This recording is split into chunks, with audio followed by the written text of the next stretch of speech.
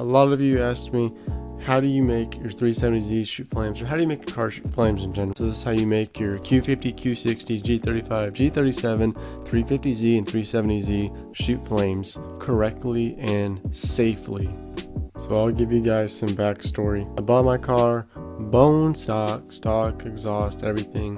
The only thing it had were these 20-inch rims that came on it, and I wasn't really a fan of them, but they looked better than stock, but eventually I ended up selling them. But that was the only thing this car had on it aftermarket besides the radio. So the first thing I did to this car was buy resonated test pipes. I got them on Facebook for 130 bucks.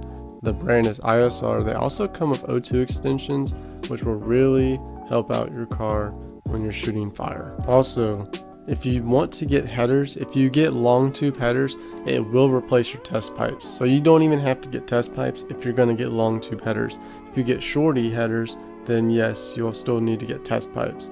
And yes, you can still shoot fire with long tube headers. So now that you have your test pipes on, yay, you can go get tuned, right? I mean, yes, you can go get tuned if you want, but I really recommend you get a full exhaust. The reason being is because your factory exhaust is still going to restrict it, and if you get an actual full aftermarket exhaust, your flames will be bigger and you'll have more power, and it'll just sound better in general.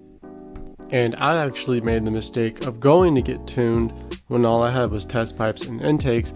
And reason you always need to get exhaust done first is because when I went to go get tuned, the reason my car could not make any more power is because the factory exhaust was limiting it.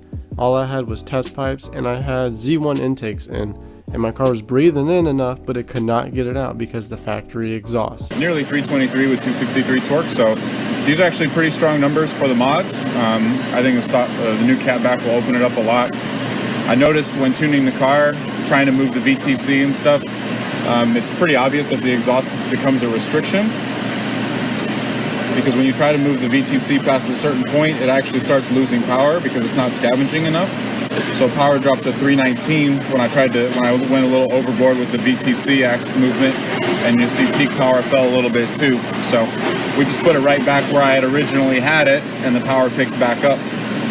But overall, just good strong numbers for the combo, and once he gets some different parts on there, it'll make even more.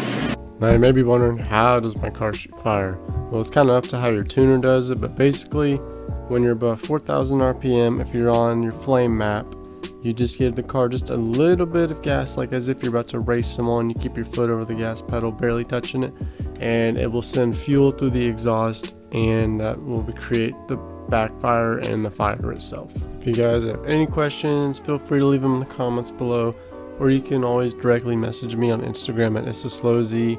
But to wrap it up, you just need to get test pipes, and you can get dyno tuned or remote tuned and it'll shoot fire right away. But the better route is to get the test pipes and get a full exhaust, including the Y pipe and the cat back. It doesn't matter what brand. If you do single exit, you are going to make more power and more torque, but you can also do dual. It's going to work for dual as well.